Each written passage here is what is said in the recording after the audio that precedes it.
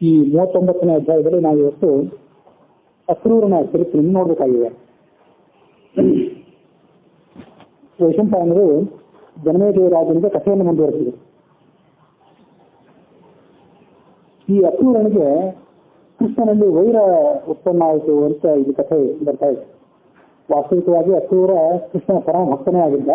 ಆದರೆ ಆ ಸತ್ಯಭಾಮೆಯನ್ನು ಕೃಷ್ಣನಿಗೆ ಮದುವೆ ಮಾಡಿಕೊಟ್ನಲ್ಲ ಈ ಸತ್ರಾಜಿತ ರಾಜ, ಆ ಘಟನೆ ಈ ಅಕ್ರೂರನಿಗೆ ಸ್ವಲ್ಪ ಅಸಮಾಧಾನಕ್ಕೆ ಕಾರಣ ಆಗುವಂತಾಯಿತು. ತನಗೆ ಸತ್ಯಭಾಮೆಯನ್ನು ಕೊಡ್ತೀನಿ ಅಂತ ಹೇಳಿ ಹಿಂದೊಮ್ಮೆ ಭರವಸೆ ಕೊಟ್ಟಿದ್ದ. ಅಕ್ರೂರನಿಗೆ ಮದುವೆ ಮಾಡಿಕೊಡ್ತೀನಿ ಅಂತ ಹೇಳಿ ಸತ್ರಾಜಿತ ರಾಜ ಭರವಸೆ ಕೊಟ್ಟಿದ್ದ. ಅದು ಈಗ ತಪ್ಪಿ ಆ ಸತ್ಯಭಾಮೆಯನ್ನು ಕೃಷ್ಣನಿಗೆ ಮದುವೆ ಮಾಡಿಕೊಟ್ನಲ್ಲ, ಅದು ಸತ್ರಾಜಿತ ರಾಜನಿಗೆ ಅಸಮಾಧಾನ ಮತ್ತು ವೈರವನ್ನು ಹುಟ್ಟು ಹಾಕಿತು. ಅಕ್ರೂರನಿಗೆ ಶತಧನ್ವ ಎಂಬತಕ್ಕಂಥ ಮತ್ತೊಬ್ಬ ಸ್ನೇಹಿತನಿದ್ದ. ಅವನನ್ನ ಈ ಅಕ್ರೂರ ಕೇಳ್ಕೊಂಡ, ಆ ಸತ್ರಾಜಿತ ರಾಜನನ್ನ ಕೊಂದು ತಗೋಣ ಇದ್ದು ಸೇರಿ, ಅವನನ್ನು ನೀನು ಕೊಂದು ಹಾಕಿ ಆ ಸಮಂತಕ ಮಣಿಯನ್ನ ನನಗೆ ತಂದು ಕೊಡು ಅಂತ ಶತಧನ್ವನಿಗೆ ಹೇಳಿದ. ಇಬ್ರು ಕೂಡ ಒಂದು ಸಂಚು ಮಾಡಿದ್ರು ಈ ರೀತಿಯಾಗಿ. ಒಂದು ದಿವಸ ಈ ಬಲಿಷ್ಠನಾದಂತಹ ಶತಧನ್ವ ರಾತ್ರಿ ಹೊತ್ತು ಬಂದು ಸತ್ರಾಜಿತನನ್ನ ಸಂಹಾರ ಮಾಡಿ ಆ ಶಮಂತಕ ಮಣಿಯನ್ನ ಸತ್ರಾಜಿತನಿಂದ ತಂದು ಆ ಮಾತಿನ ಪ್ರಕಾರ ಅಕ್ರೂರನಿಗೆ ತಂದು ಕೊಟ್ಟ. ರಾತ್ರವು ತಮ್ಮ ಮಣಿಮಾದಾಯ ತಥೋ ಅಕ್ರೂರಾಯ ದತ್ತವಾನ್. ರಾತ್ರಿ ಹೊತ್ತು ಆ ಸತ್ರಾಜಿತ ರಾಜನನ್ನು ತಂದು ಸತ್ರಾಜಿತನ ತಥೋ ಹತ್ವ ಅಕ್ರೂರಾಯ ದತ್ತವಾನ್. ಅಕ್ರೂರನಿಗೆ ಮಣಿಯನ್ನು ಕೊಟ್ಟು ಬಿಟ್ಟ. ಮತ್ತು ಆ ಅಕ್ರೂರ ಶತಧನ್ವ ಇವರಿಬ್ಬರ ನಡುವೆ ಏನು ಒಪ್ಪಂದ ಆಗಿತ್ತಂದ್ರೆ, ಈ ರಹಸ್ಯ ಏನಿದೆ ಇಬ್ಬರು ಕೂಡ ಸಮಾಲೋಚನೆ ಮಾಡಿ ಈ ಕಾರ್ಯ ಆಚರಣೆಯನ್ನು ಏನು ಮಾಡಿದ್ದಾರೆ, ಈ ರಹಸ್ಯವನ್ನು ಯಾರಿಗೂ ಬಹಿರಂಗ ಪಡಿಸೋದಿಲ್ಲ ಅನ್ನುವ ಭರವಸೆಯನ್ನು ಕೂಡ ಶತಧನ್ವ ಅಕ್ರೂರನಿಗೆ ಕೊಟ್ಟಿದ್ದಾರೆ. ಅದಕ್ಕೆ ಪ್ರತಿಯಾಗಿ ಅಕ್ರೂರ ಏನು ಹೇಳಿದಂದ್ರೆ ಶತಧನ್ವನಿಗೆ, ಕೃಷ್ಣನಿಂದ ನಾಳೆ ನಿನಗೆ ತೊಂದರೆ ಬರಬಹುದು.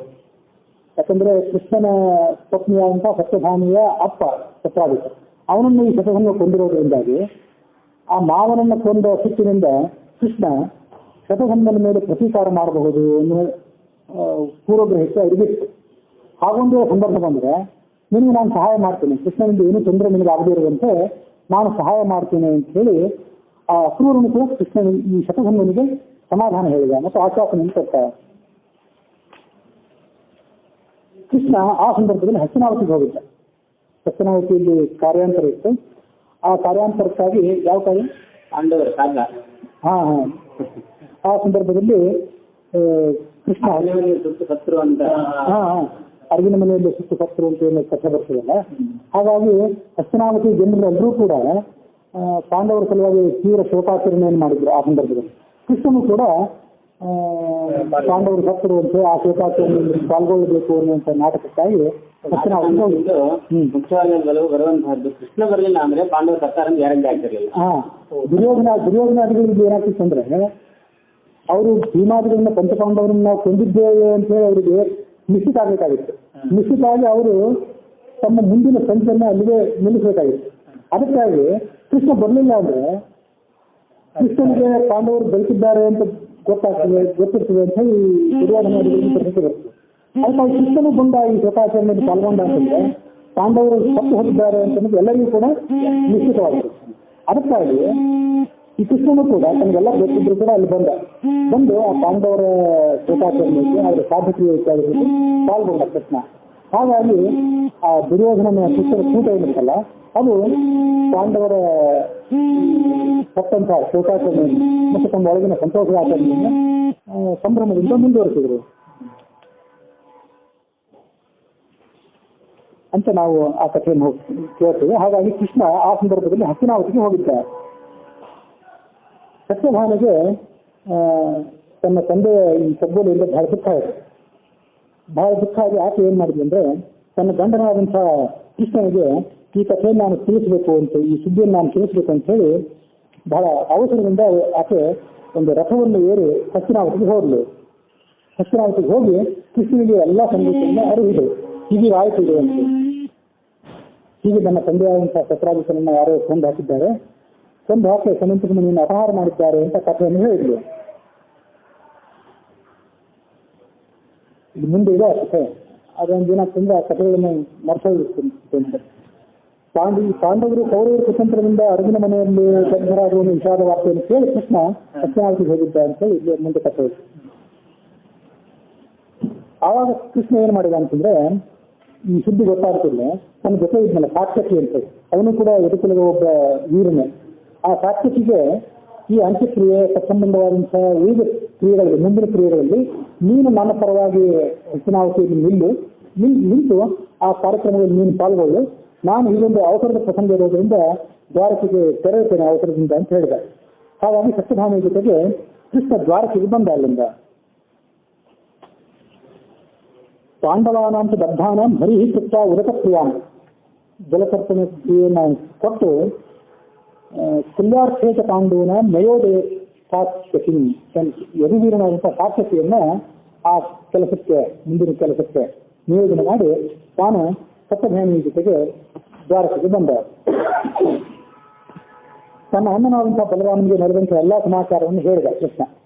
ಹೀಗೆ ನನ್ನ ಮಾವನ ಹತ್ಯೆ ಆಗಿದೆ ಅಂತ ಎಲ್ಲ ಸಮಾಚಾರವನ್ನು ಹೇಳಿದ. ಹೇಳಿ ಆ ಕೊಲೆಗಡಕನಾದಂತಹ ಶತಧನ್ವನಿಗೆ ತಕ್ಕ ಶಿಕ್ಷೆಯನ್ನು ನಾವು ಮಾಡಬೇಕು ಅಂತ ಕೃಷ್ಣ ಬಲರಾಮನಿಗೆ ಮುಂದಿನ ಕಾರ್ಯದ ಬಗ್ಗೆ ಹೇಳಿದ. ಸಿಂಹ ಆ ಪ್ರಸೇನನನ್ನು ಕೊಂದಿತ್ತು. ಶತ್ರಾಜಿತನ ತಮ್ಮನಾದಂತಹ ಪ್ರಸೇನನನ್ನೇ ಆ ಸಿಂಹ ಕೊಂದಿತ್ತು. ಆ ಶತ್ರಾಜಿತನನ್ನೇ ಶತಧನ್ವ ಕೊಂದೆ. ಇನ್ನು ನಮ್ಗೆ ಆ ಸಮಂತಕ ಮಣಿ ನಾವು ಪಡ್ಕೋಬೇಕಾಗಿದೆ. ಈಗ ಹಿಂದೆ ನಾವು ಒಂದ್ಸರಿ ಸಮಂತಕ ಮಣಿಯನ್ನು ಅಪೇಕ್ಷೆ ಪಟ್ಟಿದ್ದು, ಆದರೆ ಅದು ನಮಗೆ ಸೇರಿರಲಿಲ್ಲ. ಇನ್ನು ನಾವು ಆ ಸಮಂತಕ ಮಣಿಯನ್ನು ಪಡ್ಕೊಳ್ಬೇಕಾಗಿದೆ. ಆದ್ರಿಂದ ಆ ಶತಧನ್ವನ ಜೊತೆಗೆ ನಾವು ಹೋರಾಟ ಮಾಡಿದ್ರೆ ಆ ಸಮಂತಕ ಮಣಿ ನಮ್ಮ ಕೈ ವಶ ಆಗ್ತದೆ. ಹಾಗಾಗಿ ಅದಕ್ಕಾಗಿ ನಾವು ಪ್ರಯತ್ನ ಪಡೋಣ ಅಂತ ಹೇಳಿ ಕೃಷ್ಣ ಬಲರಾಮನಿಗೆ ಹೇಳಿದ. ಕೃಷ್ಣ ಬಲರಾಮನಿಗೆ ಇಬ್ಬರು ಕೂಡ ಆ ಯುದ್ಧಕ್ಕಾಗಿ ಪ್ರವೃತ್ತಿಯನ್ನು ಮಾಡಿದರು. ಒಂದು ಭಯಂಕರವಾದಂತಹ ಯುದ್ಧವನ್ನು ಆ ಶತಧನ್ವನ ಜೊತೆಗೆ ಅವರು ಪ್ರಾರಂಭ ಮಾಡಿದರು. ಆ ಸಂದರ್ಭದಲ್ಲಿ ಅಕ್ರೂರ ಬರ್ತಾನೇನೋ ಅಂತ ಶತಧನ್ವ ಕಾಯ್ದ. ಯಾಕಂದ್ರೆ ಅವರಿಬ್ಬರು ಒಂದು ಒಪ್ಪಂದ ಆಗುತ್ತಲ್ಲ, ಅಕ್ರೂರ ಬರ್ತಾನೆ ನನಗೆ ಸಹಾಯ ಮಾಡ್ತಾನೆ ಕೃಷ್ಣನ ವಿರುದ್ಧವಾಗಿ ನಡೆಯುವಂಥ ಯುದ್ಧದಲ್ಲಿ ಅಂತ ಹೇಳಿ ಕಾಯ್ತಾ ಇದ್ದ ಶತಧನ್ವ.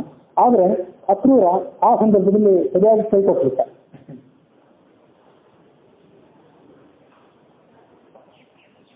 ಆ ಸಂದರ್ಭದಲ್ಲಿ ಅಕ್ರೂರ ತನ್ನಲ್ಲಿದ್ದಂತಹ ಆ ಸಮಂತಕ ಮಣಿಯನ್ನು ಕೃಷ್ಣನಿಗೆ ತಂದು ಒಪ್ಪಿಸಿಬಿಟ್ಟಿದ್ರೆ ಯುದ್ಧ ಕೊನೆಗೊಳ್ತಾ ಇತ್ತು. ಈ ಬಂಧು ಬಾಂಧವರಲ್ಲೇ ನಡೆದಿರುವಂತಹ ಯುದ್ಧಕ್ಕೆ ಒಂದು ಕೊನೆ ಆಗ್ತಿತ್ತು. ಆದ್ರೆ ಅವನ ಅವಸರ ಮಾಡಲಿಲ್ಲ. ಯಾಕಂದ್ರೆ ತನ್ನ ವಿವೇಕಹೀನತೆಯಿಂದಾಗಿ ಕೃಷ್ಣ ಮತ್ತು ಶತಧನ್ವರು ಅಲ್ಲಿ ದೂರದಲ್ಲಿ ಯುದ್ಧ ಮಾಡ್ತಿರೋದು ಕಾಣಿಸಿತ್ತು ಈ ಅಕ್ರೂರನಿಗೆ. ಅಷ್ಟನ್ನೆಲ್ಲ ಮರೆಯಲ್ಲಿ ನಿಂತು ಗಮನಿಸಿದ್ರು ಕೂಡ ಅವನು ಆ ವಿವೇಕಹೀನತೆಯಿಂದಾಗಿ ಶತಧನ್ವನ ಸಮೀಪಕ್ಕೆ ಹೋಗಿ ಅವನಿಗೆ ಸಹಾಯ ಮಾಡೋದಾಗ್ಲಿ ಯುದ್ಧವನ್ನು ನಿಲ್ಲಿಸೋದಾಗ್ಲಿ ಯಾವ ಪ್ರಯತ್ನವನ್ನು ಮಾಡಲಿಲ್ಲ. ಹೀಗಾಗಿ ಶತಧನ್ವನಿಗೆ ಭಯ ಹೆಚ್ಚಾಗ್ತಾ ಹೋಯಿತು.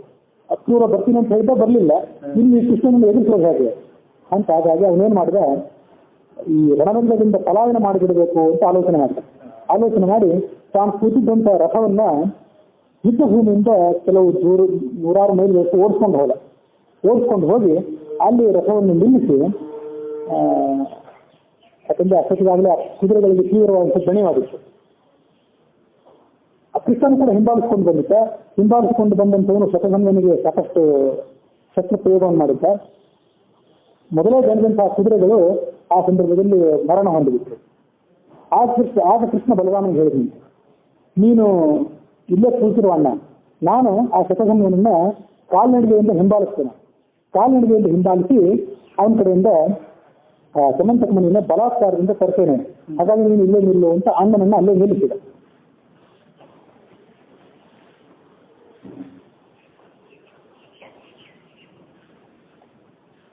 ಕೃಷ್ಣ ಪಾದಚಾರಿಯಾಗಿ ಆ ಶತಧನ್ವವನ್ನು ಹಿಂಬಾಲಿಸಿಕೊಂಡು ಹೋಗಿ ಮಿಥಿಲಾನಗರದ ಸಮೀಪಕ್ಕೆ ಹೋಗಿ ಆ ಶತಧನ್ವನನ್ನ ಅಲ್ಲಿ ಸಂಹಾರ ಮಾಡಿದ. ಆದರೆ ಆ ಶತಧನ್ವನ ಅಸ್ತ್ರವಸ್ತ್ರಗಳನ್ನೆಲ್ಲ ಹುಡುಕಾಡಿ ನೋಡಿದ್ರು ಕೂಡ ಅಲ್ಲಿ ಆ ಸಮಂತಕ ಮಣಿ ಸಿಗಲಿಲ್ಲ. ಹಾಗಾಗಿ ಕೃಷ್ಣನಿಗೆ ಸಮಂತಕ ಮಣಿ ಇಲ್ಲದೆ ತಿರುಗಿ ಬರಬೇಕಾಯಿತು. ಆವಾಗ ಬಲರಾಮ ಕೇಳಿದ, ಎಲ್ಲಿದೆ ಆ ಸಮಂತಕ ಮಣಿ, ಅದನ್ನು ಕೊಡುವಂತೆ. ಅಣ್ಣ ತಮ್ಮಂದ್ರಲ್ಲಿ ಇಬ್ಬರಲ್ಲಿಯೂ ಆ ಸಮಂತಕ ಮಣಿಗಾಗಿ ಒಂದು ತೀವ್ರವಾದಂತಹ ಅಪಹಾಸ ಇತ್ತು ಅನ್ನೋ ರೀತಿಯಲ್ಲಿ ವರ್ಣನೆ ಬರ್ತಾ ಇದೆ. ನಿನ್ನೆ ದಿವಸನೇ ನಾವೆಲ್ಲ ಕಥೆಯನ್ನು ನೋಡಿದ್ವಿ. ಕೃಷ್ಣನಿಗೆ ಆ ಸಮಂತಕ ಮಣಿಯಿಂದ ಆಗಬೇಕಾದ್ದೇನು ಇರಲಿಲ್ಲ, ಆದರೂ ಅಂತದೊಂದು ಅಪೇಕ್ಷೆ ತನಗೆ ಬಂದಿತ್ತು ಅಂತ ಅನ್ನೋದನ್ನ ಅವನು ತೋರಿಸ್ಕೊಂಡಿದ್ದ. ಯಾಕಾಗಿ ಅಂದ್ರೆ ಶಾಸ್ತ್ರದ ಹಿನ್ನೆಲೆಯನ್ನು ನಾನು ನಿನ್ನೆ ಅದನ್ನು ಹೇಳಿದ್ದೆ. ಶತಧನ್ನು ಈ ಸತ್ರಾಜಿತ ರಾಜ ಅಷ್ಟು ಭಕ್ತನಾದ ಕೃಷ್ಣನಿಗೆ. ಆತ ಅಷ್ಟು ಭಕ್ತನಾಗಿದ್ದ ಮೇಲೆ ಕೃಷ್ಣನೇ ಅಪೇಕ್ಷೆ ಪಟ್ಟಾಗ ಆ ಸಮಂತಕ ಮುನಿಯನ್ನು ಕೃಷ್ಣನಿಗೆ ಒಪ್ಪಿಸಿ ತನ್ನ ಭಕ್ತಿಯನ್ನ ಅವನಿಗೆ ಸಮರ್ಪಣೆ ಮಾಡ್ಕೊಳ್ಬೋದು. ಆಗ ಅವನು ಮಾಡಲಿಲ್ಲ. ಹಾಗಾಗಿ ಅವನ ಲೋಭ ಏನಿತ್ತಲ್ಲ ಆ ಲೋಭವನ್ನು ಪ್ರಕಟಪಡಿಸೋದಕ್ಕಾಗಿ ಮುಂದೆ ಅವನ ಲೋಭವನ್ನು ನಾಶ ಮಾಡೋದಕ್ಕಾಗಿ ಕೃಷ್ಣ ಈ ತರ ಆ ಸಮಂತಕ ಮುನಿಯನ್ನು ಅಪೇಕ್ಷೆ ಪಟ್ಟ ಅಂತ ನಾವು ಶಾಸ್ತ್ರ ನಿರ್ಣಯದ ಬೆಳಕಿನಲ್ಲಿ ಅದನ್ನು ಅರ್ಥ ಮಾಡ್ಕೊಳ್ಬೇಕು. ಈ ಕಡೆ ಅಣ್ಣ ಕೇಳಿದೆ, ಎಲ್ಲಿದೆ ಸಮಂತಕ ಮುನಿ? ಅದಕ್ಕಾಗಿ ನನ್ನನ್ನು ದ್ವಾರಕೆಯಲ್ಲಿ ಇದ್ದಂತ ನನ್ನನ್ನ ಯುದ್ಧ ಮಾಡೋಣ ಬಾ ಅಂತ ಹೊರಡಿಸ್ಕೊಂಡು ಬಂದಿದ್ವಿ. ಕರೆಸ್ಕೊಂಡು ಬಂದು ಈಗ ಶತಧನ್ಯನ ಸಂಹಾರ ಮಾಡಿದ್ವಿ, ತಂದು ಕೊಡ್ತೇನೆ ಅಂತ ಹೇಳಿದ್ವಿ. ಎಲ್ಲಿದೆ ಸಮಂತಕ ಮುನಿ ಅಂತ ಕೇಳಿದೆ ಅಣ್ಣ. ಆಗ ಆ ಕೃಷ್ಣ ಏನು ಹೇಳಿದೆ, ಸಮಂತಕ ಮುನಿ ಸಿಗಲಿಲ್ಲ ಅಂತ.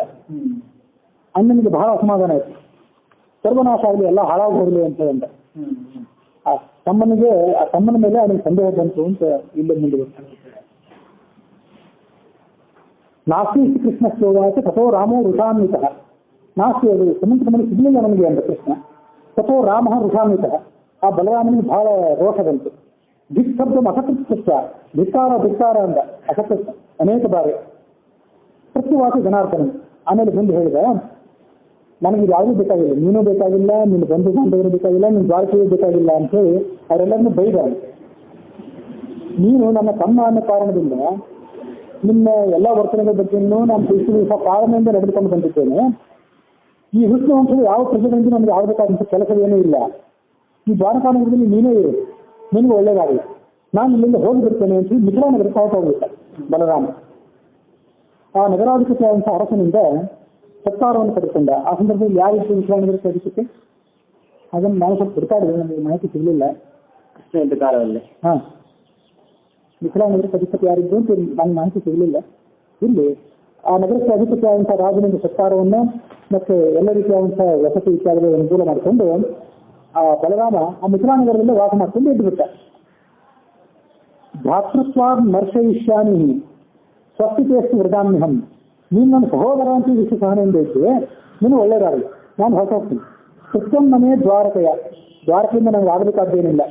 ಮತ್ತೆ ನಿನ್ನಿಂದಲೂ ಆಗಬೇಕಾದ್ದೇನೆ, ನಿನ್ನ ಕರ್ಕೊಂಡು ನನಗೇನಾಗಬೇಕಾಗಿದೆ. ಈ ಸಲ ದ್ವಾರಕೆಯಿಂದ ನೀನು ತೋರಿಸಿದ್ವಿ ಅಂತೇಳಿ ಅಣ್ಣ ಈ ತಮ್ಮನ್ನ ನಿಲ್ಲಿಸಿದ. ಮತ್ತೆ ಕೃಷ್ಣಗಿರಿ ಈ ಎಲ್ಲ ಎದುರುಗಳ ಪರಂಪರೆ, ಆ ಎಲ್ಲ ಬಂಧು ಬಾಂಧವರು, ದ್ವಾರಕಾ ನಗರ, ಆ ಮುನಿ ಎಲ್ಲವನ್ನು ತಗೊಂಡು ನೀನೇ ಇರು, ನಾನು ಹೊಸ ಹೋಗ್ತೀನಿ ಅಂದ ಬಲರಾಮ. ಪ್ರವಿವೇಶ ತಥೋ ರಾಮ ಮಿಥಿಲಾ ಮರಿವರ್ತನ ಸರ್ವಕಾಲೈ ಉಪಭೃತೈ ಮೈಥಿಲೇನ ಅಭಿಪೂಜಿತ. ದೊಡ್ಡ ಪ್ರಮಾಣದ ಸರ್ಕಾರ ಎಲ್ಲ ರೀತಿಯಾದಂಥ ಅನುಕೂಲಗಳನ್ನು ಆ ಮಿಥಿಲಾ ನಗರದ ರಾಜ ಬಲರಾಮನಿಗೆ ಒದಗಿಸ್ಕೊಟ್ಟ. ಅವನು ಅಲ್ಲೇ ಇಟ್ಟುಬಿಟ್ಟ. ಈಗ ಆ ಅಕ್ರೂರ ಆ ಸಮಂತಕ ಮನೆಯ ತಕ್ಕ ಮುಂದೆ ಏನಾಯ್ತು ಅದನ್ನು ನಾವು ಗಮನಿಸ್ಬೇಕು. ಸಮಂತಕ ಮಣಿ ನನ್ನ ಕೈಯಲ್ಲಿದೆ ಅಂದ್ರೆ ಅಕ್ರೂರನ ಕೈಯಲ್ಲಿದೆ ಅಂತ ಯಾರಿಗಾದ್ರೂ ತಿಳಿದರೆ ಕೂಡಲೇ ಆ ಸಮಂತ ಮಣಿಗಾಗಿ ಮತ್ತೆ ಅವ್ರು ನನ್ನ ಮೇಲೆ ದಂಡಕ್ಕೆ ಬರಬಹುದು ಅನ್ನುವಂಥ ಒಂದು ಶಂಕೆ ಆ ಅಕ್ರೂರನಿಗಿತ್ತು. ಅವನೇನು ಮಾಡಿದ ಅಂತಂದ್ರೆ ಒಂದು ದೊಡ್ಡ 60 ವರ್ಷದ ದೀರ್ಘಕಾಲದ ಯಾಗ ದೀಕ್ಷೆಯನ್ನು ತಗೊಂಡ. ಈ ಯಾಗ ದೀಕ್ಷೆಯಲ್ಲಿ ಇದ್ರೆ ಯುದ್ಧ ಇತ್ಯಾದಿ ಪ್ರಸಂಗ ತಪ್ಪಿಸಬಹುದು ಅಂತ ಅವನಿಗೆ ಆಲೋಚನೆ ಇತ್ತು. ಹಾಗಾಗಿ ಅವನೊಂದು ದೀರ್ಘಕಾಲದ ಯಜ್ಞವನ್ನು ಪ್ರಾರಂಭ ಮಾಡಿದ.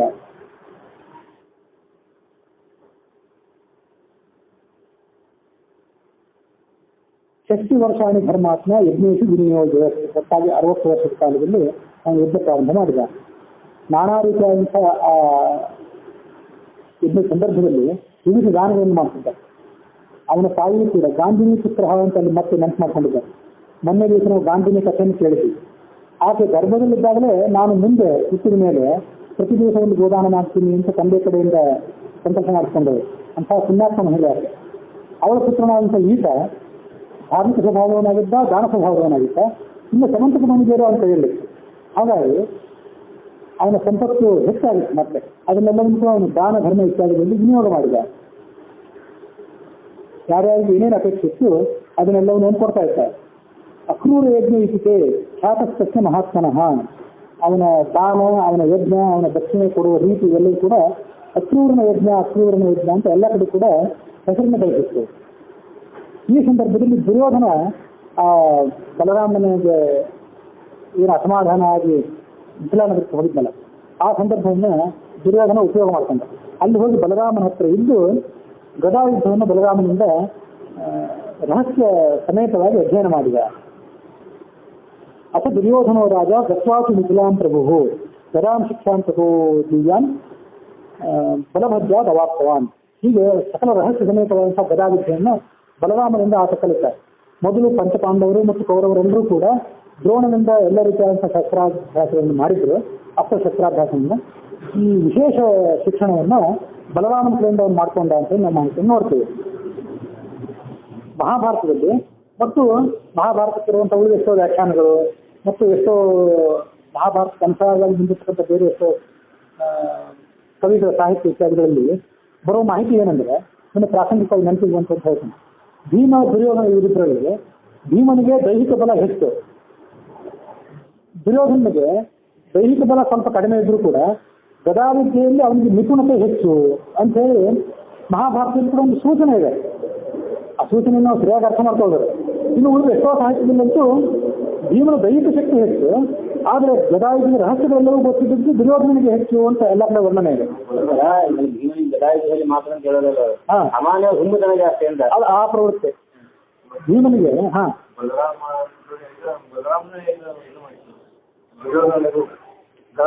ಗದಾಯುಧದಲ್ಲಿ ಇಲ್ಲಿ ಅದೇ ಆ ಪ್ರಸಂಗದಲ್ಲಿ ನಾನು ಏನು ಹೇಳ್ಕೊಳ್ತಾ ಇದ್ರೆ, ಭೀಮ ದೈಹಿಕ ಬಲದಿಂದಲೇ ಹೆಚ್ಚು ಯುದ್ಧ ಮಾಡ್ತಿದ್ದ, ತನ್ನ ಹೆಚ್ಚು ಚಾಣಾಕ್ಷತನ ದುರ್ಯೋಧನಾದಿಗಳಂತೆ ಅರ್ಜುನಂತೆ ಹೆಚ್ಚು ಚಾಣಾಕ್ಷತನದಿಂದ ಅವನು ಯುದ್ಧ ಮಾಡಿದವನಲ್ಲ, ಹುಂಬತನವನ್ನು ದೈಹಿಕ ಬಲವನ್ನು ಹೆಚ್ಚು ಉಪಯೋಗ ಮಾಡ್ತಿದ್ದ ಅಂತ ಹೇಳಿ ಅವನ ವರ್ಣನೆ ಎಲ್ಲ ಹಾಗೆ ಬರ್ತದೆ ಎಲ್ಲ ಕಡೆ. ಸರಿಯಾದ ಮಹಾಭಾರತವನ್ನು ಮೇಲ್ಮೇಲಾಗಿ ನಾವು ಅಧ್ಯಯನ ಮಾಡಿದರೆ ಅಲ್ಲೂ ಹಾಗೆ ಕಾಣಿಸುತ್ತೆ ನಮಗೆ. ಇನ್ನು ಉಳಿದ ಎಷ್ಟೋ ಲೌಕಿಕ ಸಾಹಿತ್ಯಗಳಲ್ಲಂತೂ ಭೀಮನನ್ನು ಆ ಮುಖವಾಗಿ ಎಲ್ಲ ಕಡೆ ವರ್ಣನೆ ಮಾಡ್ತಾರೆ. ಅವನು ತಿನ್ನೋದು, ಅವನ ದೈಹಿಕ ಬಲ, ಅವನ ಧೂರ್ತತನದ ಮಾತುಗಳು ಇದನ್ನ ವರ್ಣನೆ ಮಾಡ್ತಾರೆ. ಆದರೆ ಅಲ್ಲಿ ಅರ್ಥ ಮಾಡ್ಕೋಬೇಕಾದ್ದು ಏನು, ನಾವು ಈ ಬಲರಾಮನ ಕಡೆಯಿಂದ ದುರ್ಯೋಧನ ಈ ಗದಾವಿದ್ಯೆಯನ್ನು ಪಡ್ಕೊಂಡ ರಹಸ್ಯ ಸಮೇತವಾಗಿ. ಆದರೆ ಆಚಾರ್ಯರು ಮತ್ತು ಹೇಳುವ ಮಾತೇನು ಮತ್ತು ಮಹಾಭಾರತವನ್ನು ಹೆಚ್ಚು ಆಳವಾಗಿ ಅಧ್ಯಯನ ಮಾಡಿದ್ರು ತಿಳಿಯೋ ಮಾತೇನೆಂದರೆ, ಭೀಮಸೇನ ಪ್ರಧಾನವಾಯುವಿನ ಮುಖ್ಯ ಪ್ರಾಣನ ಅವತಾರಭೂತನಾದವನು. ಅವನಿಗೆ ಬಲರಾಮನಿಂದ ಶಸ್ತ್ರಾಭ್ಯಾಸವನ್ನು ಮಾಡಬೇಕಾದಂಥ ಪ್ರಸಂಗ ಇರಲಿಲ್ಲ. ಅವನು ವಿದ್ಯೆಯನ್ನು ಕಲಿಬೇಕಾದ್ದೇನಾದರೂ ಇದ್ರೆ ಅದು ತನಗಿಂತ ಉತ್ತಮವಾದಂಥ ಭಗವಂತನಿಂದ, ಲಕ್ಷ್ಮೀದೇವಿಯಿಂದ ಕಲಿಬೇಕಷ್ಟೇ. ದುರ್ಯೋಧನ ಕಲಿಯ ಅವತಾರಭೂತನಾದವನು, ಕಲಿಯಾದವನು. ಅವನು ತನಗಿಂತ ಉತ್ತಮವಾದಂಥ ಬಲರಾಮಾದಿಗಳಿಂದ ವಿದ್ಯೆಯನ್ನು ಕಲಿಬೇಕಾದಂಥ ಅವಶ್ಯಕತೆ ಅವನಿಗಿದೆ. ಭೀಮಸೇನಿಗೆ ಈ ಯಾರಿಂದಲೂ ವಿದ್ಯೆಯನ್ನು ಕಲಿಬೇಕಾದಂಥ ಅವಶ್ಯಕತೆಯೇ ಇಲ್ಲ. ಮತ್ತು ಒಂದು ಕರ್ತವ್ಯ ನಮ್ಗೆ ನೆನಪಿಗೆ ಬರೋದೇನೆಂದ್ರೆ ಅದು ಸ್ಪಷ್ಟಪಡ್ತದೆ. ಯಾಕೆ ಭೀಮ ಗದೆಯನ್ನು ಆಡಿಸ್ಕೊಂಡಿದ್ದ? ಈ ಅರ್ಜುನಾದಿಗಳು ಕೆಲವರು ಖಡ್ಗವನ್ನ, ಕೆಲವರು ಭರ್ಜಿಯನ್ನ, ಕೆಲವರು ಬಿಲ್ಲುಬಾಣವನ್ನ ಆರಿಸ್ಕೊಂಡಿದ್ರು ತಮ್ಮ ಯುದ್ಧಕ್ಕಾಗಿ. ಅರ್ಜುನನಂತೂ ಬಿಲ್ಲುಬಾಣದಲ್ಲೇ ಧನುರ್ವಿದ್ಯೆಯಲ್ಲೇ ಮಹಾಪಾರಂಗತನಾದ. ಯಾಕೆಂದ್ರೆ ಆ ಧನುರ್ವಿದ್ಯೆಯನ್ನು ಪ್ರಯೋಗ ಮಾಡಬೇಕಾದ್ರೆ ನಾನಾ ರೀತಿಯಾದಂಥ ಅಸ್ತ್ರಗಳನ್ನು ಪ್ರಯೋಗ ಮಾಡಬೇಕಾಗ್ತದೆ. ಅಸ್ತ್ರಾಭಿಮಾನಿಯಾದಂತಹ ದೇವತೆಗಳಿಗೆ ನಮಸ್ಕಾರ ಮಾಡಬೇಕಾಗ್ತದೆ. ನಮಸ್ಕಾರ ಮಾಡಿ ಅವ್ರನ್ನೆಲ್ಲ ಒಲಿಸ್ಕೊಂಡು ಮುಂದೆ ಪ್ರಯೋಗ ಮಾಡಬೇಕಾಗ್ತದೆ. ಸ್ವಯಂ ಭಾಗವತಾಗ್ರೇಸರನಾದಂಥ ಭೀಮಸೇನಿಗೆ ಹರಿಯನ್ನು ಬಿಟ್ಟು ಬೇರೆ ದೇವತೆಗಳನ್ನು ಒಲಿಸ್ಕೊಳ್ಳುವಂಥ ಅವಶ್ಯಕತೆ ಇರಲಿಲ್ಲ. ಅವನ ಮನೋಭಾವ ಅವನಿಗಿರಲಿಲ್ಲ. ನಾನು ಹನುಮ ಜಯಂತಿ ದಿವಸ ಮತ್ತೊಂದು ಕಥೆ ಹೇಳಿದ್ದೆ. ಭಗವಂತನನ್ನೇ ಅವನು ಇಂಥ ಶಸ್ತ್ರಾಭ್ಯಾಸಗಳಿಗಾಗಿ, ಅಸ್ತ್ರವಿದ್ಯಾಭ್ಯಾಸಗಳಿಗಾಗಿ ನನ್ನನ್ನು ಪ್ರಾಣ ರಕ್ಷಣೆ ಮಾಡುವಂತ ಪ್ರಾರ್ಥನೆ ಮಾಡುವವನಲ್ಲ ಭೀಮ. ಏಕಾಂತ ಭಕ್ತ ಆದ್ದರಿಂದ ಭಗವಂತನಿಗಾಗಿ ಅವನು ಉಪಾಸನೆ ಮಾಡುವಂಥವನು ಹೊರತು ಅಸ್ತ್ರವಿದ್ಯೆಗೋಸ್ಕರವಾಗಿಯೋ ಮತ್ತಾದ ಪ್ರಾಣ ರಕ್ಷಣೆಗಾಗಿಯೋ ಯುದ್ಧದ ನೈಪುಣ್ಯಕ್ಕಾಗಿಯೋ ಭಗವಂತನನ್ನು ಪ್ರಾರ್ಥನೆ ಮಾಡುವವನಲ್ಲ ಅವನು. ಏಕಾಂತ ಭಕ್ತರು ಮತ್ತು ಅನೇಕಾಂತ ಭಕ್ತರು ಅಂತ ಇಬ್ಬರು ಥರದವರು. ಅನೇಕಾಂತ ಭಕ್ತರ ಗತಿ ಏನಂದ್ರೆ, ನಮಗೆ ನಾವು ಮೋಕ್ಷವನ್ನು ಬಯಸ್ತೇವೆ. ಯಾಕೆ ಬಯಸ್ತೇವೆ ನಾವು ಮೋಕ್ಷವನ್ನು ಅಂತಂದ್ರೆ, ಮೋಕ್ಷಕ್ಕೆ ಹೋದ್ರೆ ನಮ್ಮಲ್ಲಿ ನಾರಾಯಣ ಸಿಗ್ತಾನೆ ಅಂತೇಳಿ. ಅಲ್ಲಲ್ಲ, ನಾರಾಯಣ ಯಾಕೆ ಅಪೇಕ್ಷೆ ಮೋಕ್ಷ ಇರ್ತದೆ ಅಂತ ವ್ಯತ್ಯಾಸ ಮಾಡಬೇಕು. ನಾರಾಯಣ ನಮಗೀಗ ಮೋಕ್ಷ ಕೊಡಬೇಕಾದವ್ರು ಯಾರು? ನಾರಾಯಣ. ಅದಕ್ಕಾಗಿ ನಾವು ನಾರಾಯಣನನ್ನ ಅಪೇಕ್ಷೆ ಮಾಡ್ತೀವಿ, ನಾರಾಯಣ ಸ್ತೋತ್ರ ಮಾಡ್ತೀವಿ. ನಾರಾಯಣ ಸ್ತೋತ್ರ ಮಾಡಿದ್ರೆ ನಮಗೆ ಬೇಕಾದದ್ದೇನು? ಈಗ ಮೂಲ ಪ್ರವೃತ್ತಿ ಏನು ಅಂದ್ರೆ, ನಮಗೆ ಯಾವಾಗಲೂ ಸುಖವೇ ಆಗಲಿ, ದುಃಖಂ ಮನಾವತಿ ಮಾಡಬಹುದು. ಇದ್ದಂಥ ದುಃಖ ಎಲ್ಲ ಹೋಗಲಿ, ಮುಂದೆ ಆಗದೇ ಇರಲಿ, ಸುಖವೇ ನಮಗಾಗಲಿ ಅಂತ ಇದು ನಮ್ಮ ಮನದ ಆಳದ ಹೆಬ್ಬೆ ಇದೆ. ಅದಕ್ಕಾಗಿ ಇಂಥ ಸುಖ ನಮ್ಗೆ ಕೊಡಬೇಕಾದವ್ರು ಯಾರು? ನಾರಾಯಣ. ಹಾಗಾಗಿ ನಾವು ನಾರಾಯಣನ ಉಪಾಸನೆ ಮಾಡ್ತೇವೆ. ನಾರಾಯಣನಲ್ಲಿ ಆಳವಾದಂತಹ ಏಕಾಂತವಾದಂಥ ಭಕ್ತಿ ನಮಗೇನಿಲ್ಲ. ಆದರೆ ಈ ಭೀಮ ಮೊದಲಾದಂತಹ ಮುಖ್ಯ ಪ್ರಾಣ ಮೊದಲಾದಂತಹ ಏಕಾಂತ ಭಕ್ತರು ಏನಿದ್ದಾರಲ್ಲ, ಋಷಿಗಣಸ್ಥರು, ಅವರು ಭಗವಂತನ ಯಾಕೆ ಪ್ರಾರ್ಥನೆ ಮಾಡ್ತಾರೆ, ಯಾಕೆ ಸ್ತೋತ್ರ ಮಾಡ್ತಾರೆ ಅಂದ್ರೆ, ಅವ್ರಿಗೆ ಮೋಕ್ಷ ಬೇಕಾಗಿಲ್ಲ. ಅವ್ರಿಗೆ ಬೇಕಾಗಿದ್ದು ನಾರಾಯಣ ಒಂದೇ. ಮೋಕ್ಷವನ್ನು ಅವರು ಒಂದೇ ಅಪೇಕ್ಷೆ ಪಡ್ತಾರೆ. ಅಲ್ಲಿ ನಾರಾಯಣ ಇರ್ತಾನೆ ಅಂತ ಅಪೇಕ್ಷೆ ಪಡ್ತಾರೆ ಅಷ್ಟೇ. ಮೋಕ್ಷಕ್ಕೆ ಹೋದ್ರೆ ಆ ಲೋಕದಲ್ಲಿ, ವೈಕುಂಠ ಲೋಕದಲ್ಲಿ ನಾರಾಯಣನ ಸನ್ನಿಧಾನ ಅವರಿಗೆ ಸಿಗ್ತದೆ. ಹಾಗಾಗಿ ಮೋಕ್ಷಕ್ಕೆ ಹೋಗಬೇಕು ಅಂತ ಅಪೇಕ್ಷೆ ಪಡ್ತಾರೆ. ಅದು ಅವರ ಮನೋಭಾವ. ಇಂಥ ದೃಢವಾದಂಥ ಭಕ್ತಿ ಇದ್ದವನು ಭೀಮ. ಹಾಗಾಗಿ ಅವನು ಸ್ವಯಂ ನಾರಾಯಣನನ್ನೇ ತನ್ನ ಪ್ರಾಣ ರಕ್ಷಣೆಗಾಗಿ ಪ್ರಾರ್ಥನೆ ಮಾಡುವಂಥವನಲ್ಲ. ಹೀಗಿದ್ದಾಗ ಯಾವುದೋ ಕೆಲವು ಅಸ್ತ್ರಗಳು, ಶಸ್ತ್ರಗಳು ಇತ್ಯಾದಿಗಳನ್ನು ನಾವು ಅಷ್ಟವಿದ್ಯಾಭಿಮಾನಿಗಳಂಥ ದೇವತೆಗಳನ್ನು ಹೋಲಿಸಿಕೊಂಡು ಅವರ ಅನುಗ್ರಹದಿಂದ ನಾವು ಯುದ್ಧ ಮಾಡಬೇಕಾಗ್ತದೆ ಅಂತ ಹೇಳಿ ಅವನು ಆ ಧನುವಿದ್ಯೆ ಮೊದಲಾದಂತಹ ಯುದ್ಧವನ್ನು ಅಷ್ಟು ಅಪೇಕ್ಷೆ ಪಡಲಿಲ್ಲ, ಅಷ್ಟು ಆಳವಾಗಿ ಅದನ್ನು ಅಭ್ಯಾಸ ಮಾಡಲಿಲ್ಲ ಅಂತ ಹೇಳಿ ಸೂಚನೆ ಬರ್ತದೆ. ಹಾಗಲ್ಲ. ಆದರೆ ವಾಸ್ತವಿಕವಾಗಿ ತಿಳ್ಕೊಳ್ಬೇಕಾದ್ದು ಏನಂದ್ರೆ, ಮಹಾಭಾರತವನ್ನು ಸರಿಯಾಗಿ ನೋಡಿದ್ರೆ ನಮಗೆಲ್ಲ ತಿಳಿದು ಹೋಗ್ತದೆ. ಎಲ್ಲ ವಿದ್ಯೆಗಳಲ್ಲಿ ಕೂಡ ಬರೇ ಪರಮಾರ್ಥ ವಿದ್ಯೆ ಅಂತಲ್ಲ, ಸತ್ಯ ವಿದ್ಯೆ ಅಂತ ಅಷ್ಟೇ ಅಲ್ಲ, ಎಲ್ಲ ಶಸ್ತ್ರಾಸ್ತ್ರ ವಿದ್ಯೆ, ಎಲ್ಲ ಕಲೆಗಳಲ್ಲಿಯೂ ಕೂಡ ಅವನು ಸರ್ವ ಪರಿಪೂರ್ಣನಾದವನು. ಅವನಿಗೆ ಅಂಥ ಒಂದು ದಿವ್ಯವಾದಂಥ ಶಕ್ತಿ. ಹಾಗಾಗಿ ಈ ಎಲ್ಲ ವಿದ್ಯೆಗಳಲ್ಲೂ ಒಂದು ಪರಿಪೂರ್ಣನೇ. ಧನುರ್ವಿದ್ಯೆ ಆಗಲಿ, ಖಡ್ಗ ವಿದ್ಯೆ ಆಗಲಿ, ಎಲ್ಲ ವಿದ್ಯೆಗಳಲ್ಲೂ ಒಂದು ಪರಿಪೂರ್ಣನೇ. ಅವನಿಗೆ ಈ ಉಳಿದ ವಿದ್ಯೆಗಳನ್ನ ಇಂಥ ಯಾವ್ದಾದ್ರು ಗುರುಗಳ ಮೂಲಕ ಅಧ್ಯಯನ ಮಾಡಬೇಕಾದಂಥ ಪ್ರಸಂಗ ಇಲ್ಲ. ಆದರೆ ದುರ್ಯೋಧನದ ಅವಶ್ಯಕತೆ ಇತ್ತು. ಅವನು ಬಲರಾಮನ ಹತ್ರ ಬಂದು ಈ ಧನುರ್ವಿದ್ಯೆಯನ್ನು ಪೂರ್ಣವಾಗಿ ಅಭ್ಯಾಸ ಮಾಡಿದ ಅಂತ ನಾವು ಅಲ್ಲಿ ಅರ್ಥ ಮಾಡ್ಕೊಳ್ಳೋದು. ಅದೇ ಗದೆಯನ್ನು ಪ್ರಯೋಗ ಮಾಡಿದರೆ ಅಸ್ತ್ರವಿದ್ಯಾ ಅಭಿಮಾನಿಗಳಂತಹ ದೇವತೆಗಳನ್ನು ಅವನು ಪ್ರಾರ್ಥನೆ ಮಾಡಬೇಕಾಗಿಲ್ಲ, ಕಲಾ ನೈಪುಣ್ಯದಲ್ಲಿ ಯುದ್ಧ ಮಾಡಿಬಿಟ್ರೆ ಆಯ್ತು. ಅದು ಭೀಮನ ಉದ್ದೇಶ ಆಗುತ್ತೆ.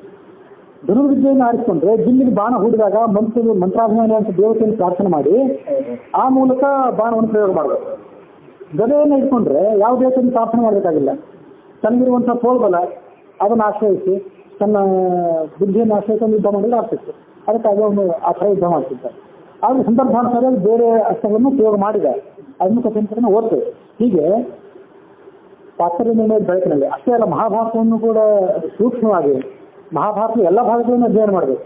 ಬೇರೆ ಬೇರೆ ಸಂದರ್ಭದಲ್ಲಿ ಬೇರೆ ಬೇರೆ ಪ್ರಸಂಗಗಳಲ್ಲಿ ಭೀಮಸೇನ ಯಾವ ಥರ ವರ್ತನೆ ಮಾಡಿದ ಅಂತ ಅನ್ನೋದನ್ನೆಲ್ಲ ಗಮನಿಸಿದರೆ ಅವನಿಗೆ ಭೀಮಸೇನ ದೃಷ್ಟತನ, ಅವನ ಹುಂಬತನ ಇತ್ಯಾದಿಗಳ ಬಗ್ಗೆ ನಾವು ಒಂದೇನು ಕಲ್ಪನೆ ಇಟ್ಕೊಂಡಿದ್ದೀವಲ್ಲ, ಆ ಕಲ್ಪನೆಗಳೆಲ್ಲ ಕರಗಿ ಭೀಮಸೇನನ ಮಹತ್ವ ತತ್ವವಿದ್ಯೆಯಲ್ಲಿ ಮತ್ತು ಅಸ್ತ್ರವಿದ್ಯೆಗಳಲ್ಲಿ ಇವು ಎಲ್ಲ ವಿದ್ಯೆಗಳಲ್ಲಿ ಕೂಡ ಅವನ ಮಹತ್ವ, ಅವನು ಭಾಗವತಾಗ್ರಹಿಸುತ್ತೆ, ಅದು ಸ್ಪಷ್ಟ ಆಗುತ್ತೆ. ಹೀಗೆ ದುರ್ಯೋಧನ ಆ ಸಂದರ್ಭದಲ್ಲಿ ಮಿಥಿಲಾನಗರಕ್ಕೆ ಬಂದು ಆ ಬಲರಾಮನನ್ನ ಸಂತೋಷಪಡಿಸಿ ಅವನಿಂದ ಗದಾಯುದ್ಧದ ರಹಸ್ಯವನ್ನೆಲ್ಲ ಕಲಿತುಕೊಂಡ ಅಂತೇಳಿ ಈ ಸಂದರ್ಭದಲ್ಲಿ ಕಥೆ ಬರ್ತದೆ.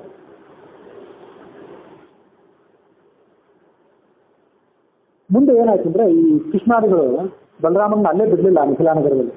ಮತ್ತೆ ಕೃಷ್ಣ ಯಾರೋ ವಂಶದ ಹಿರಿಯರನ್ನೆಲ್ಲ ಕರ್ಕೊಂಡು ಹೋಗಿ ಬಲರಾಮನನ್ನ ಸಮಾಧಾನ ಮಾಡಿ ಅವನನ್ನು ಜಾಸ್ತಿ ಕರ್ಕೊಂಡು ಬಂದ. ಈ ಅಕ್ರೂರ ಏನ್ ಮಾಡಿದೆ ಅಂತಂದ್ರೆ, ಎಲ್ಲಿದ್ರು ನನಗೆ ಒಂದಲ್ಲ ಒಂದು ಕೃಷ್ಣನಿಂದ ಭಯ ತಪ್ಪಿದ್ದಲ್ಲ ಅಂತ ವಿಚಾರ ಮಾಡಿ ದ್ವಾರಕಾನಗರವನ್ನು ತೊರೆದು ತನಗೆ ಬೇಕಾದಂಥ ಕೆಲವು ಆಪ್ತರನ್ನು ಕರ್ಕೊಂಡು ದೇಶಾಂತರಕ್ಕೆ ಹೋಗಿದ್ದ. ಕೃಷ್ಣನು ಕೂಡ ಅವನು ನೀವು ದ್ವಾರಕಾನಗರದಲ್ಲೇ ಇರು, ಯಾಕೆ ಇಲ್ಲಿಂದ ಬಿಟ್ಟು ಹೋಗ್ತೀವಿ ಅಂತ ಅವನಿಗೆ ಹೇಳೋ ಪ್ರಯತ್ನ ಮಾಡಲಿಲ್ಲ. ಯಾಕೆ ಪ್ರಯತ್ನ ಮಾಡಲಿಲ್ಲ ಅಂದ್ರೆ, ಆ ಅಕ್ರೂರನು ಅಲ್ಲೇ ಇರ್ತಾನೆ, ನಾನು ಅಲ್ಲೇ ಇದ್ದುಬಿಟ್ರೆ ಆ ಸಮಂತಕ ಮನೆಯ ಸಲುವಾಗಿ ನಮಗೂ ಅವನಿಗೂ ಏನಾದರೂ ಒಂದು ಸ್ವಲ್ಪ ಸಂಘರ್ಷ ಆಗ್ತಾ ಬರಬಹುದು ಅನ್ನುವಂಥ ಒಂದು ಶಂಕೆ ಇತ್ತು. ಹಾಗಾಗಿ ಕೃಷ್ಣನು ಕೂಡ ಅವನಲ್ಲಿ ಬಿಟ್ಕೊಳ್ಬೇಕು ಅನ್ನುವಂಥ ಪ್ರಯತ್ನ ಮಾಡಲಿಲ್ಲ. ಅವನು ಹೋಗೋದಾದ್ರೆ ಹೋಗ್ಲಿ ಅಂತ ಅಂದ್ಬಿಟ್ಟು. ಆ ಅಕ್ರೂರನ ಮಹತ್ವ ಹೇಗಿತ್ತು, ಅಕ್ರೂರನ ತಂದೆಯ ಮಹತ್ವವನ್ನು ಕೂಡ ನಾವು ಹಿಂದೊಂದ್ಸರಿ ಹೇಳಿದ್ವಿ. ಅಕ್ರೂರನ ತಂದೆ ಆದಂಥ ಸಫಲ್ಕ ಎಲ್ಲಿ ಇರ್ತಾನೋ ಅಲ್ಲಿ ಯಾವತ್ತೂ ಕೂಡ ಸುಭಿಕ್ಷೆ, ಯಾವತ್ತೂ ಕೂಡ ರೋಗ ರುಜಿನಗಳ ಪೀಡೆ ಇಲ್ಲ ಅಂತ ನಾವು ಕಥೆ ಓದಿದ್ವಿ. ಇವನ ಮಹಿಮೆ ಕೂಡ ಹಾಗೆ ಇತ್ತು, ಅಕ್ರೂರನ ಮಹಿಮೆ ಕೂಡ. ಅವರು ದ್ವಾರಕಾನಗರವನ್ನು ಬಿಟ್ಟು ಹೋದ ದಿವಸದಿಂದಲೇ ಆರಂಭ ಮಾಡಿ ಮಹೇಂದ್ರ ಅಲ್ಲಿ ಮಳೆ ಬರಲಿಲ್ಲ. ಮತ್ತೆ ಈ ಕುಕುರ ಅಂಧಕ ಮತ್ತು ವೃಷ್ಣಿ ಇತ್ಯಾದಿ ಯಾದವ ಕುರಿತ ಅನೇಕ ಕವಲಗಳು ಇದ್ದವಲ್ಲ, ಈ ಎಲ್ಲ ಜನರು ಆ ಅಕ್ರೂರನನ್ನ ಮತ್ತೆ ಕರ್ಕೊಂಡು ಬಂದರು. ಸಂಘಟಿಗರಾಗಿ ಅಕ್ರೂರನ್ನು ಕರ್ಕೊಂಡು ಬಂದು ಅವನು ಸಂತೋಷಪಡಿಸಿ ದ್ವಾರಕೆಗೆ ತಂದಿಟ್ಕೊಂಡು ಅವನು ಅಲ್ಲಿ ಬಂದ ಕೂಡಲೇ ಮತ್ತೆ ಸಮೃದ್ಧವಾದಂಥ ಮಳೆ ಆಯಿತು. ಹಾಗಾಗಿ ದ್ವಾರಕೆಯಲ್ಲಿ ಸಮೃದ್ಧಿ ಆಯಿತು ಅಂತ ಅರ್ಥ ಮಾಡ್ತಾ ಇದ್ವಿ. ಇದನ್ನೆಲ್ಲ ಬೇರೆ ಬೇರೆ ದೃಷ್ಟಿಕೋನದಿಂದ ಅಧ್ಯಯನ ಮಾಡಿದ್ವಿ. ಮಳೆ ಬೆಳೆ ಬರಬೇಕಾದ್ರೆ ಯಾವ ಸಫಲ್ತನಾಗಲಿ ಅವನ ಮಗನಾದಂಥ ಅಕ್ರೂರನಾಗಲಿ ಇರಬೇಕು ಅಂತಿಲ್ಲ. ಸ್ವಯಂ ಭಗವಂತ, ಆ ಭಗವಂತನ ಅರ್ಹೆಯಾದಂಥ ಲಕ್ಷ್ಮೀದೇವಿ ಇದ್ರೆ ಸಾಕು. ಆದರೆ ಕೆಲವೊಂದು ಕೃಷ್ಣ ಏನು ಮಾಡ್ತಾನೆ ಅಂದ್ರೆ, ಭಗವಂತ ತನ್ನ ಭಕ್ತರಾದವರ ಮಹಿಮೆಯನ್ನು ತೋರಿಸ್ತಾನೆ. ಸಮಂತಕ ಮನೆಯನ್ನು ಕೊಡುವಂತ ಕೇಳಿದ್ದ, ಅದು ಅವನು ಕೊಟ್ಟಿರಲಿಲ್ಲ. ಹಾಗಾಗಿ ಕೃಷ್ಣ ಮತ್ತು ಅಸುರರಲ್ಲಿ ಸ್ವಲ್ಪ ಮಟ್ಟಿನ ವೈಮನಸ್ಸು ಇತ್ತು. ಇಷ್ಟೆಲ್ಲ ಇದ್ರೂ ಕೂಡ ತನ್ನ ಭಕ್ತನಾದಂತಹ ಅಸುರನ ಅವನ ತಂದೆಯಿಂದಾಗಿ ಅವನಿಗೆ ಬಂದಿರ್ತಕ್ಕಂಥ ಈ ಮಹತ್ವ ಏನೇ ಇತ್ತಲ್ಲ, ಇದನ್ನೆಲ್ಲ ತೋರಿಸೋದಕ್ಕಾಗಿ, ಜನರಿಗೆ ತೋರಿಸೋದಕ್ಕಾಗಿ ಕೃಷ್ಣ ಅಂತವನು ನಡೀಲಿಕ್ಕೆ ಬಿಡ್ತಾನೆ ಅನ್ನೋ ದೃಷ್ಟಿಕೋನದಿಂದ ಅದನ್ನ ಅರ್ಥ ಮಾಡ್ತದೆ. ಕೃಷ್ಣ ಇದ್ರೂ ಕೂಡ ಮಳೆ ಆಗಲಿಲ್ಲ, ಅಕ್ರೂರ ಬಂದ್ಮೇಲೆ ಮಳೆ ಆಯಿತು ಅನ್ನೋಂಥ ಕೆಟ್ಟ ದೃಷ್ಟಿಕೋನದಿಂದ ಅದನ್ನ ಅರ್ಥ ಮಾಡ್ಕೊಳ್ಬಾರ್ದು. ಹೀಗೆ ಆ ಅಕ್ರೂರನ್ನ ಮತ್ತೆ ಅಲ್ಲಿಂದ ಕರೆಸಿದ ಮೇಲೆ, ದ್ವಾರಕಾ ನಗರಕ್ಕೆ ಕರೆಸಿದ ಮೇಲೆ, ಇನ್ನು ಮುಂದೆ ಕೃಷ್ಣ ಅಕ್ರೂರ ಮತ್ತೆ ಒಂದೇ ನಗರದಲ್ಲಿ ಇರಬೇಕಲ್ಲ. ಈಗ ಅಕ್ರೂರ ಏನ್ ಮಾಡಿದ, ಆಲೋಚನೆ ಮಾಡಿದ ಅಂತಂದ್ರೆ, ಈ ಕೃಷ್ಣನಿಗೂ ತನಗೂ ಇರುವಂತಹ ವೈರ ಸ್ವಲ್ಪ ಮಟ್ಟಿಗೆ ಹೋಗಬೇಕು ಅನ್ನೋ ಕಾರಣದಿಂದ ಸುಂದರಿಯಾದಂತಹ ತನ್ನ ಸಹೋದರಿ ಒಬ್ಬಾಕೆಯನ್ನು ಕೃಷ್ಣನಿಗೆ ಮದುವೆ ಮಾಡಿಕೊಡ್ತಾರೆ. ಅವ್ರ ಹೆಸರು ಏನು ನೆನಪಿದೆ? ಅಕ್ರೂರನ ಸಹೋದರಿ. ಹಿಂದೆ ಒಂದ್ಸರಿ ಇಲ್ಲಿ ಬಂದಿತ್ತು ಅಂತ ನೆನಪು.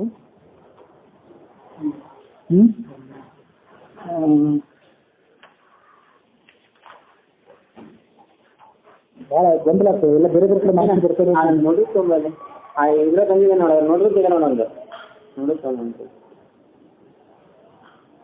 ಅಕ್ರೂರನಿಗೆ ಅವನ ಪತ್ನಿ ಆದಂತಹ ಉಗ್ರಸೇನ ಎಂಬಾಕೆಯಲ್ಲಿ ಪ್ರಸೇನ ಮತ್ತು ಉಪದೇವ ಎಂಬುದಾಗಿ ಇಬ್ಬರು ಮಕ್ಕಳಾದರು ಅಂತ ಹೇಳಿ 34ನೇ ಅಧ್ಯಾಯದಲ್ಲಿ ಬಂದಿದೆ. ಹೆಣ್ಮಗಳು ಜನಿಸಿದ್ದು ಅಲ್ಲಿ ಮಾಹಿತಿ ಬರಲಿಲ್ಲ. ಈ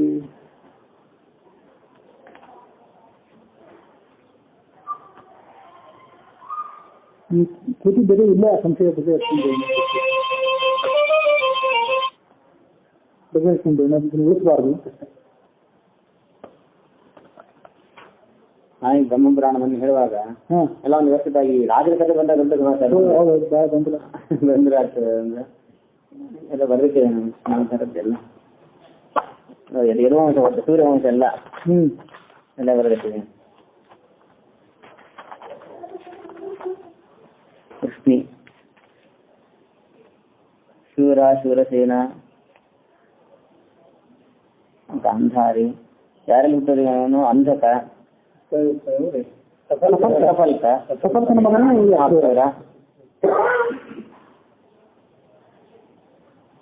ಅಕ್ರೂರನಿಗೆ ಸಹೋದರ ಅಥವಾ ಮಗಳ? ಮಗಳು ಸುಂದರಿ ಅಂತ. ಸುಂದರಿ ಅಂತ ಹೆಸರಲ್ಲ? ಸುಂದರಿ ಅಂತ ಸುಂದರಿ ಅನ್ನುವಂತ ತನ್ನ, ನನಗೂ ಎಲ್ಲೂ ಓದಿದ ನೆನಪಿರಲಿಲ್ಲ. ಹೇಳಿದ್ನಲ್ಲ, ಅದೇ ಎಲ್ಲೋ ಹೇಳಿದ್ದಾನೆ, ಹೇಳಿ ನೋಡಿ ಅದು ಮುಂದೆ ನೆನಪಿರಲಿಲ್ಲ. ಹೇಳಿದ್ನಲ್ಲ ಅವತ್ತು ಸುಂದರಿ ಅಂತ ನಾನು ಮಾಡಿದ ಲಿಸ್ಟ್ ಮಾಡಿ. ಅದು ಆ ಅಧ್ಯಾಯದಲ್ಲಿ ಬರಲಿಲ್ಲ, ಮುಂದೆ ಎಲ್ಲೋ ಒಂದ್ ಕಡೆ ಬಂತು.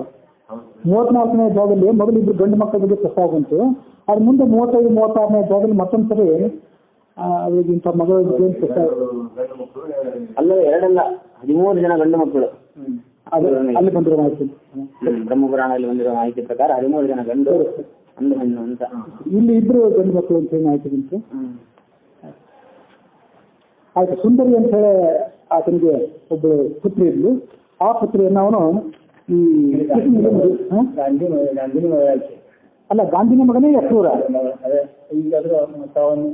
ಸಹೋದರಿ ಅಂದ್ರೆ ಅದೇ ಸಹೋದರಿನ ಅಥವಾ ನಮ್ಮ ಮಗಳ ಅಂತ. ತಂಗಿ ಅಂತಿದೆ. ತಂಗಿ ಅಂತ ಹೇಳಿದ್ರೆ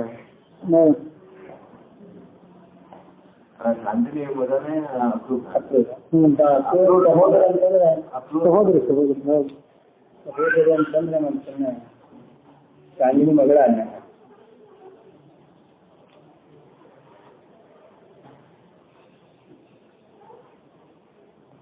ಸುಂದರಿ ಅಂತಾನೆ ಇದೆ, ಇಲ್ಲೇ ಇದೆ ಬಿಡಿ.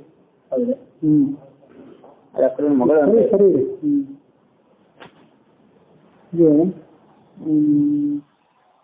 ಅಕ್ರೂರನಿಗೆ ಉಪಾಸಂಗ, ಮದ್ದು, ಮೃಗುರ, ಅರಿಮೇಧ, ಅರಿಕ್ಷಿತ, ಉಪೇಕ್ಷ, ಶತ್ರುಘ್ನ, ಅರಿಮರ್ದನ, ಧರ್ಮಕೃತ್, ಯಶಿಧರ್ಮ, ವಿಭ್ರಮ, ಅಜಾಂತಕ, ಅವಾಹ, ಪ್ರತಿವಾಹ ಎಂಬುದಾಗಿ ಸಹೋದರರಿದ್ರು ಮತ್ತು ಸುಂದರಿ ಅಂತಕ್ಕಂಥ ಸಹೋದರಿಗಳು ಅಂತಿದೆ. ಸರಿ ಸರ್. ಯಾವುದೋ ಗಾಂಧಿನಿಯ ಮಕ್ಕಳೇ ಇವರೆಲ್ಲ. ಹೌದು, ಅದೆಲ್ಲ ಗಾಂಧಿನಿ ಮಕ್ಕಳು. ಇಲ್ಲಿ ಬರುವಾಗ ಪುರಾಣದಲ್ಲಿ ಬೇರೆ ಕಥೆ ಬರ್ತದೆ. ಅದೇ ಸ್ವಲ್ಪ ಅಂತ ಯೋಚನೆ ಮಾಡ್ಕೋದು. ಅದು ನಡುವೆ ಹೇಳ್ತೀನಿ. ಈ ತರ ವಿಷ್ಣು ಪುರಾಣಕ್ಕೆ, ಹರಿವಂಶಕ್ಕೆ ಅಥವಾ ಹರಿವಂಶಕ್ಕೆ ಭಾಗವತಕ್ಕೆ ನಾವು ವ್ಯತ್ಯಾಸ ಕಥೆ ಬಂದ್ರೆ ಅದೆಲ್ಲ ಬೇರೆ ಬೇರೆ ಕಲ್ಪಗಳಲ್ಲಿ ಈ ಥರ ನಡೆದಿದ್ದು ಅಂತ ಆ ಕಥೆಯನ್ನು ನಾವು ಹೊಂದಾಣಿಕೆ ಅರ್ಥ ಮಾಡಿದ್ದೇವೆ. ಸುಂದರಿ ಅನ್ನುವಂಥ ತನ್ನ ತಂಗಿಯನ್ನು ಅವನು ಕೃಷ್ಣನಿಗೆ ಮದುವೆ ಮಾಡಿಕೊಡ್ತಾರೆ. ಈ ನಡುವೆ ಕೃಷ್ಣನಿಗೆ ಎಲ್ಲ ಸಂಗತಿ ಸ್ಪಷ್ಟವಾಗಿತ್ತು. ಶತಧನ್ವನನ್ನು ಕೊಂದಿದ್ನಲ್ಲ ಕೃಷ್ಣ, ಆಗ ಅವನ ಕಡೆ ಆ ಸಮಂತಕ ಮಣಿ ಸಿಕ್ಕಿರ್ಲಿಲ್ಲಲ್ಲ, ಆ ಸಮಂತಕ ಮಣಿಯನ್ನ ಶತಧನ್ವ ಅಕ್ರೂರನಿಗೆ ಕೊಟ್ಟಿದ್ದಾನೆ ಅಂತ ಕೃಷ್ಣ ಮೊದಲೇ ತನ್ನ ಅಂತರ್ದೃಷ್ಟಿಯಿಂದ ಅರ್ಥ ಮಾಡ್ಕೊಂಡಿದ್ದಾನೆ. ಒಂದು ದಿವಸ ಆ ಯಾದವ ವಂಶದ ಎಲ್ಲ ಹಿರಿಯರು ಸೇರಿದಂಥ ಒಂದು ದೊಡ್ಡ ಸಭೆಯಲ್ಲಿ ಈ ಕೃಷ್ಣ ಅಕ್ರೂರ ಎಲ್ಲರೂ ಕೂಡ ಕೂತ್ಕೊಂಡಿದ್ರು. ಆವಾಗ ಅವನೇನು ಹೇಳಿದ ಅಂತಂದ್ರೆ, ಕೃಷ್ಣ ನಿನ್ನ ಅಧೀನದಲ್ಲಿ ಆ ದಿವ್ಯವಾದಂತಹ ಸಮಂತಕ ಮಣಿ ಎಷ್ಟೋ ಕಾಲದಿಂದ ಇದೆ, ಅದನ್ನು ನನಗೆ ಒಪ್ಪಿಸಿಬಿಡು. ಈಗ 60 ವರ್ಷಗಳ ಮೇಲಾಯಿತು ಆ ಸಮಂತಕ ಮಣಿ ನಿನ್ನ ಹತ್ರನೇ ಇದೆ, ಅದನ್ನ ಇಟ್ಕೊಂಡು ನೀನು ಅನೇಕ ಯಜ್ಞಯಾಗಾದಿಗಳನ್ನು ಮಾಡಿದ್ದು, ಅದನ್ನು ನೀನೀಗ ಕೊಟ್ಟು ಬಿಟ್ರೆ ನನಗೂ ಮತ್ತು ನಿನಗೂ ಇರುವಂತಹ ಈ ವೈರವು ಕೂಡ ಶಾಂತ ಆಗ್ತದೆ, ಆ ವೈರವನ್ನು ಶಾಂತ ಮಾಡ್ತದೆ, ಕೊಟ್ಟು ಬಿಡು ಅಂತ ಎಲ್ಲರೂ ಇರುವಂಥ ಸಭೆಯಲ್ಲಿ ಕೃಷ್ಣ ಆ ಅಕ್ರೂರನಿಗೆ ಹೇಳಿಬಿಟ್ಟ. ಆಗ ಅಕ್ರೂರ ಏನ್ ಮಾಡಿದ ಅಂದ್ರೆ ಆತ್ಮ ಸಂತೋಷದಿಂದ ಆ ಸಮಂತಕ ಮಣಿಯನ್ನು ಕೃಷ್ಣನಿಗೆ ಕೊಟ್ಟು ಬಿಟ್ಟ. ಅಕ್ರೂರ ತನ್ನ ನಿಜವಾದಂಥ ಮಾರ್ಗಕ್ಕೆ ಬಂದಿರೋದ್ರಿಂದ ಕೃಷ್ಣನಿಗೆ ಸಂತೋಷ ಆಯಿತು. ಅಂತೂ ಯಾವುದೇ ಮೋಸ ಮಾಡದೆ ಕೃಷ್ಣ ಇದನ್ನು ಒಪ್ಕೊಂಡಲ್ಲ, ಕೃಷ್ಣನ ಎದುರಿಗೆ ಅಕ್ರೂರ. ಹಾಗಾಗಿ ಕೃಷ್ಣನಿಗೆ ಸಂತೋಷ ಆಗಿ ಅದನ್ನ ಮತ್ತೆ ಅಕ್ರೂರನಿಗೆ ಕೊಟ್ಟ. ನಿನ್ನ ಹತ್ರ ಇದಂತ ಒಪ್ಕೊಂಡಿದ್ದೆಲ್ಲ ಅಷ್ಟಾಕ ಆ ಮಣಿ ನಿನ್ನ ಹತ್ರವೇ ಇರಲಿ ಅಂತ ಹೇಳಿದ. ಆ ಬಳಿಕ ಅಕ್ರೂರ ಅದನ್ನು ರಹಸ್ಯದಲ್ಲಿ ಉಪಯೋಗ ಮಾಡ್ತಿದ್ದವನು ಆ ಮಣಿಯನ್ನು. ಈ ಎಲ್ಲ ಪ್ರಸಂಗ ನಡೆದ ಮೇಲೆ ಕುತ್ತಿಗೆಯಲ್ಲಿ ಅದನ್ನು ಧರಿಸಿಕೊಂಡು, ಪ್ರಕಟವಾಗಿ ಅದನ್ನು ಧರಿಸಿಕೊಂಡು ಸೂರ್ಯನಂತೆ ಬೆಳಗಲಿಕ್ಕೆ ಪ್ರಾರಂಭ ಮಾಡಿದ ಎಂಬಲ್ಲಿಗೆ ಹರಿವಂಶದ ಪೂರ್ವಾರ್ಧದ ಹರಿವಂಶ ಪರ್ವದ 39ನೇ ಅಧ್ಯಾಯ ಮುಕ್ತಾಯ. ಕೃಷಿಯ ನಾಡಿ ಸತ್ಯ ಹೊರೆದ ವಿಷಯದಲ್ಲಿ ರಸಿಕನಿಂದ ಕೃಷಿಗೆ ಹಾಕದಿರೋ ಎನ್ನ ಶಶಿಕೇಶನೆ, ಈಶ ನಿನ್ನ ಶರಣ ಭಜನೆ ಆಶೆಯಿಂದ ಮಾಡುವೆ, ದೋಷ ರಾಶಿ ನಾಶ ಮಾಡು ಶ್ರೀಶ ಕೇಶವ. ಶ್ರೀಕೃಷ್ಣಾರ್ಪಣ.